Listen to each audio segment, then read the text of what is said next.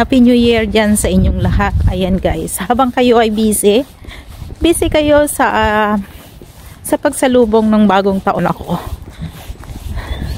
Makas ako saglit sa mga bata dahil kailangan kong bumili ng sibuyas at hindi nakabili kahapon. So, para less hassle sa akin, mas mabilis makapunta sa tindahan, ay tinakasan ko yung dalawa. Tumakas muna ako para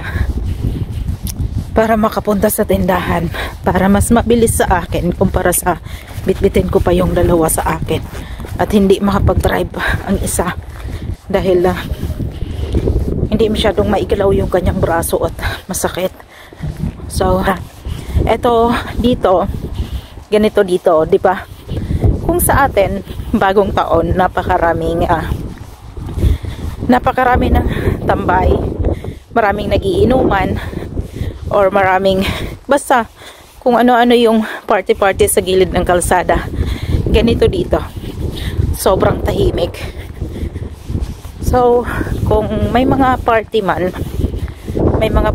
na nagaganap, meron silang mga lugar kung saan sila magtatagpo, or may mga pub na naka-reserve sila o mga restaurant na doon sila nagpapa-reserve para mag-celebrate ng New Year. So yung salubong dito ay kadalasang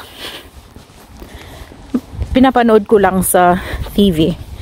Doon lang ako nanonood ng salubong ng bagong taon. So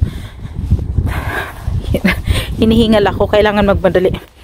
So ang normaling ginagawa ko sa salubong dito, manood lang sa TV ng fireworks. Tapos yun lang. Pagtapos nun, manood ng fireworks sa TV, matulog na. Or mostly nga ang ginagawa ko. So ganito lang dito, or ganito lang kami lang. Pero noong wala pa akong anak, nakikipag-celebrate din naman bagong taon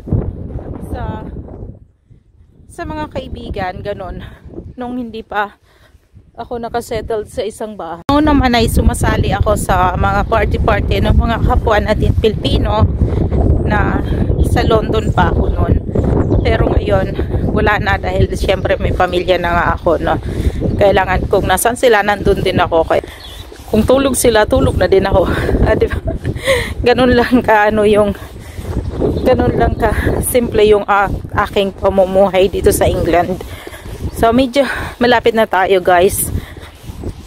Siguro mga 15 minutes ko sigurong lakad, or 10 minutes. Wala pa, ganun, papunta sa tindahan. Sa dito, papunta sa school. Sa dito sa area na to ay papunta sa school. So ganun lang kalapit din sa bahay ang school. At ayan, malayo.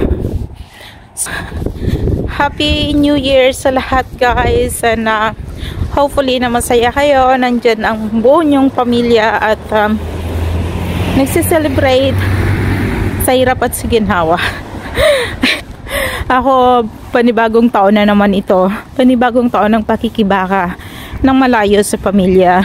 So 10 years na akong nag-celebrate ng Pasko at bagong taon nang wala sa pamilya. So malungkot, syempre hindi nawawala yun. So ganun talaga kapag nasa ibang lugar ka, hindi mo din masabi kung masaya ka nga or malungkot ka. Basta ayun na yun, and Happy New Year sa lahat, and thank you, bye bye.